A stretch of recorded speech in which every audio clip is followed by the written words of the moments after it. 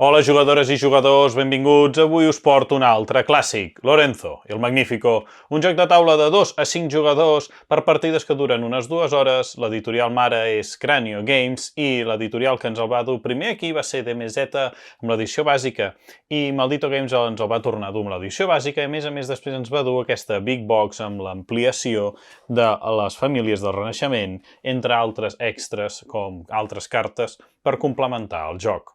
Els autors són la família Brassini, amb Virginio Gigli i en Simeone Luciani.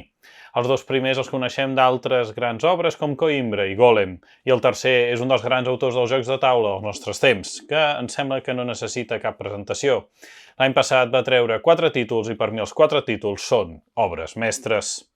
Doncs ara passem a veure el tutorial d'aquest Lorenzo, el Magnífico, i ens el tornarà a explicar l'Ivan, el barbut Indepe. Moltes gràcies, Ivan, per tornar a participar en el canal i pel teu compromís i dedicació. Doncs passem a veure com ens ho explica l'Ivan, aquest Lorenzo, el Magnífico.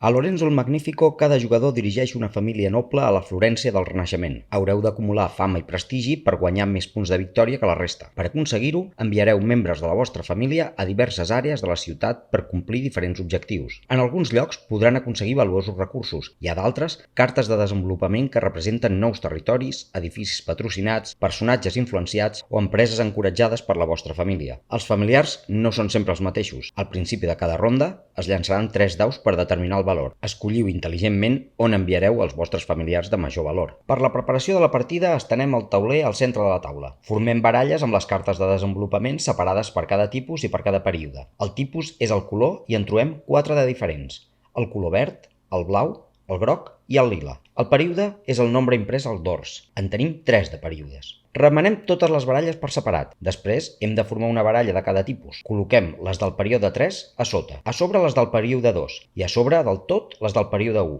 Deixem les baralles al costat del tauler principal. Seguidament organitzem les llosetes d'excomunió per període. Remenem cada grup i revelem a l'atzar una de cada tipus, que la col·loquem al seu espai corresponent. La resta tornen a la caixa. Generem una reserva general amb tots els recursos i monedes. Deixem a prop els 3 grans daus. Si juguem una partida a menys de 4 jugadors, hem de tapar tots els espais indicats amb aquest símbol. I si juguem una partida a 2 jugadors, hem de tapar també els d'aquest símbol. Cada jugador escull un color i li lliurem un tauler personal, 3 familiars del seu color i un altre incolor. També 3 marcadors d'excomunió del seu color. Lliurem 4 discos que els col·loquem a l'espai 0 de punts de victòria, a l'espai 0 del mesurador de punts militars, a l'espai 0 del mesurador de punts de fe i un en el marcador d'ordre de torn. D'aquesta manera determinem ja l'ordre de torn dels jugadors, i cada jugador agafa 2 fustes, 2 pedres i 3 servents. Llavors revelem les llosetes de bonificacions personals. Revelem tantes com el nombre de jugadors hi hagi. En ordre invers de torn, cada jugador escull una d'elles i la col·loca al costat esquerre del seu tauler. Després, cada jugador roba 4 cartes de líder i fem un draft. Cada jugador escull una d'elles i passa la resta al jugador que tingui a la seva esquerra. Anem repetint el procés fins que tots els jugadors hagin triat 4 cartes. Llavors el primer jugador agafa 5 monedes, el segon agafa 6 monedes, el tercer 7 i el quart 8. I ja podem començar una partida a Lorenzo el Magnífico. Una partida a Lorenzo el Magnífico dura 3 períodes i cadascun dels períodes està format per 2 rondes, el que fa un total de 6 rondes cada partida. Cada ronda té les següents fases: desplegament, accions, informar el Vaticà,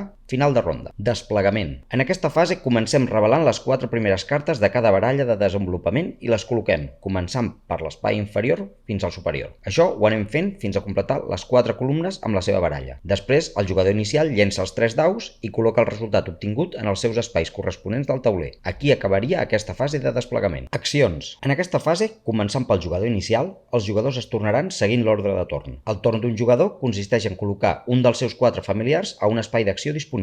Cada familiar té un color que està relacionat amb un dels 3 daus. El valor dels daus indica la força del familiar en aquesta ronda. Si el dau blanc indica un 4, doncs el familiar blanc té un valor de 4 per aquesta ronda. El familiar incolor té sempre força 0. Els espais d'acció són aquests espais circulars amb un contorn florit platejat. A sota trobem indicat el valor mínim necessari per realitzar l'acció. Si un jugador vol anar a aquest espai d'acció, ha de col·locar un familiar del color del dau del valor mínim indicat. Lògicament, els jugadors poden visitar espais d'acció que requereixin valors més baixos del familiar col·locat. Abans de col·locar un familiar, els jugadors poden incrementar el valor del seu familiar pagant un servent per incrementar en un punt de força al familiar. Això ho poden fer tantes vegades com els jugadors vulguin i tinguin suficients servents per fer-ho. I molt important, si un jugador no pot col·locar el seu familiar incolor, el de valor 0, aquest familiar no juga aquesta ronda. ronda. Ara explicarem els espais d'acció. Les torres de les cartes de desenvolupament. Hi ha 4 torres amb 4 pisos cadascuna. A cada pis hi ha una casella d'acció, que al col·locar un familiar allà permet adquirir la carta de desenvolupament corresponent al pis i obtenir les bonificacions addicionals si n'hi ha. Sempre que els jugadors vulguin visitar una torre, han de seguir les següents normes. Cada casella només hi pot haver un familiar. El familiar ha de tenir el valor determinat en l'espai o de valor superior. Llavors el jugador obté el benefici de l'espai d'acció si n'hi ha. Si la torre està ocupada per un altre jugador, o sigui, en un pis de la torre ja hi ha un familiar d'un rival, el jugador ha de pagar 3 monedes. Si no, no pot visitar la torre. Llavors, si un jugador ha visitat una de les torres amb un familiar del seu color, aquest jugador no pot visitar-la de nou amb un altre familiar del seu color. O sigui, la norma és que no es poden repetir colors a les columnes. Els familiars incolors no són de cap color i, per tant, es consideren neutrals en aquesta situació. Les cartes obtingudes van al tauler de jugador, a l'espai corresponent segons el tipus de carta. Tinguem en compte que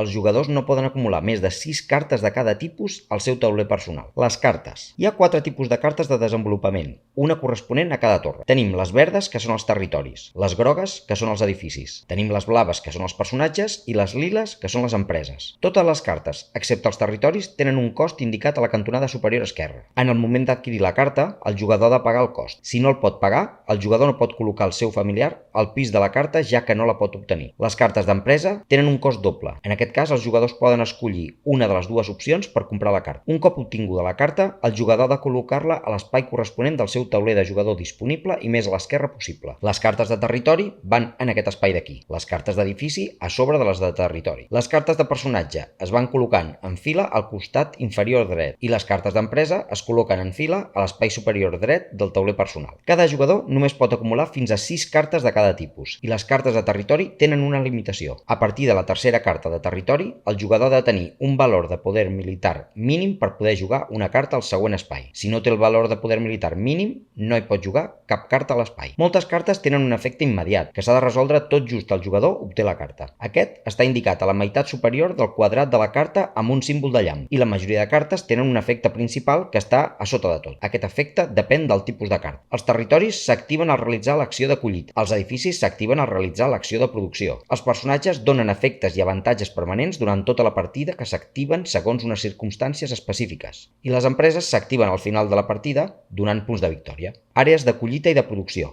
Per realitzar una acció de collita, els jugadors han de col·locar un dels seus familiars en un dels 2 espais de collita, simbolitzada amb la icona de la destral.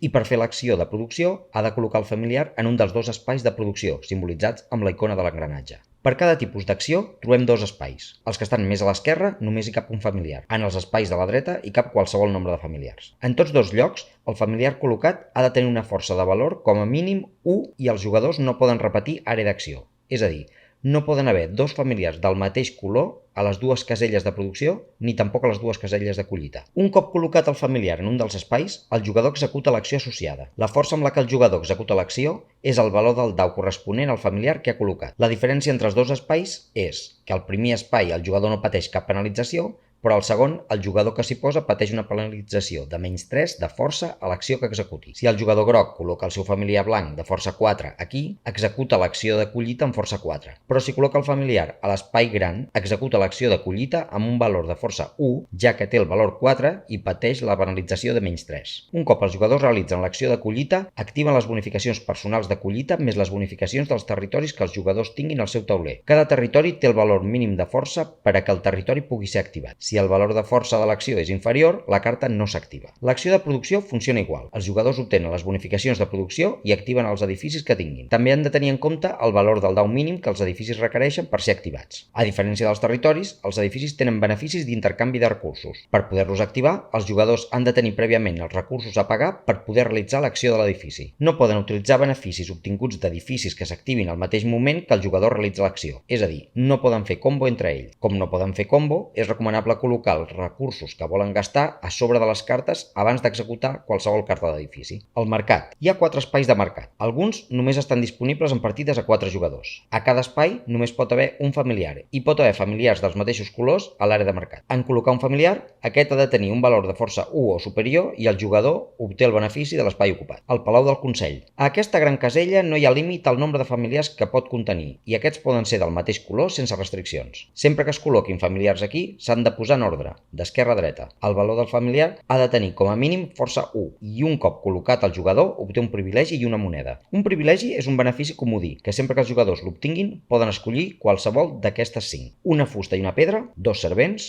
2 monedes, 2 punts militars o un punt de fe. Informar al Vaticà. Aquesta fase només passa al final de les rondes 2, 4 i 6, al final de cada 2 rondes, és a dir, al final de cada període. En aquesta fase els jugadors han de demostrar el seu suport a l'Església mitjançant els punts de fe. Cada període té un mínim de punts de fe requerits, 3, 4 i 5 punts pels períodes 1, 2 i 3. Això ho tenim indicat al marcador de punts de fe. Si un jugador no arriba al mínim de punts de fe al període corresponent, no pot donar suport a l'Església i és penalitzat. Aquests jugadors col·loquen un marcador d'excomunió del seu color a la lloseta d'excomunió del període en curs per indicar-ho. A partir d'aquest moment, pateixen els efectes adversos de la seva excomunió. En aquest cas, el marcador de fe del jugador es queda al lloc on estigui al mesurador. Si un jugador arriba als punts de fe requerits o més enllà, pot decidir si donar suport a l'Església o no. Si opta per no donar suport, pateix la penalització que hem explicat sense moure el seu marcador. Si decideix donar suport, obté els punts de victòria de l'espai on es troba el seu disc i retrocedeix el seu disc de fe al principi del mesurador. Un cop cada jugador ha resolt la seva situació amb l'Església,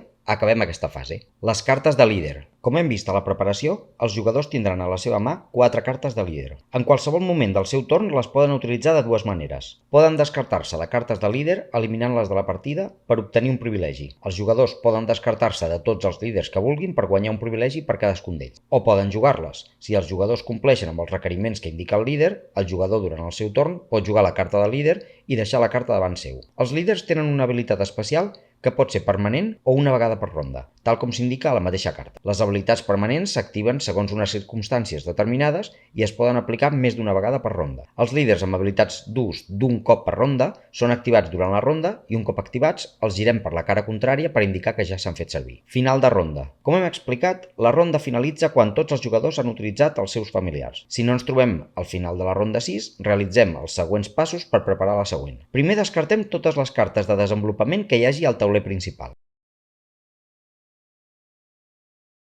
En segon lloc, organitzem l'ordre de torn en funció de l'ordre dels familiars que hi hagi col·locats al Palau del Consell. El jugador que havia posat primer el seu familiar serà el primer i la resta seguint l'ordre. Els jugadors que no estiguin al palau es posen per darrere dels que estaven i mantenen l'ordre relatiu. Els familiars incolors compten com de la seva família. Si no hi ha familiars al palau, l'ordre no es modifica. En tercer lloc, els jugadors recuperen els seus familiars. I en quart lloc, els jugadors reactiven els líders activats d'habilitats d'una vegada per ronda i ja podem començar la següent ronda. Final de partida. La partida finalitza al final de la sisena ronda i procedim a comptabilitzar la puntuació final. Tots els punts de final de partida estan indicats amb la icona de la fletxa i la barra. Els jugadors compten els punts dels territoris i guanyen 1, 4, 10 o 20 punts de victòria si tenen 3, 4, 5 o 6 cartes de territori respectivament. Els jugadors obtenen 1, 3, 6, 10, 15 o 21 punts si tenen 1, 2, 3, 4, 5 o 6 cartes de personatge respectivament. Els jugadors obtenen els punts indicats a les empreses que tinguin el seu tauler personal. Llavors mirem els marcadors dels jugadors al mesurador militar. El jugador a la primera posició obté 5 punts i el segon 2 punts. En cas d'empat en el primer lloc, tots dos jugadors obtenen 5 punts i cap jugador guanyaria els 2 punts del segon lloc. Si hi ha empat per la segona posició, tots dos jugadors empatats guanyen els 2 punts. Al mesurador de fe, tots els jugadors guanyen els punts que indica el seu marcador, fins i tot els que no donaran suport a l'Església a la darrera fase d'informar al Vaticà. Posteriorment, es porta a terme la fase d'informar al Vaticà de la sisena ronda, aplicant la penalització del tercer període a tots aquells jugadors que no hagin arribat al requisit de 5 punts de fe. Aquesta darrera penalització és una quantitat de punts negatius a restar a la puntuació final. Finalment, els jugadors guanyen un punt de victòria per cada 5 recursos de qualsevol tipus que els hi quedin. I el jugador amb més punts s'emporta la victòria. Doncs fins aquí Lorenzo il Magnifico, un clàssic de l'escola italiana amb mecàniques senzilles però al mateix temps fonamentals. Molts dels jocs posteriors dels mateixos autors reprodueixen moltes de les mecàniques que ja teníem a aquest joc. I això és tot. Moltes gràcies per veure el vídeo i si us ha agradat us convidem a donar like, a subscriure-vos al canal, que això ens ajuda molt a seguir endavant amb més i millors tutorials. Fins la propera!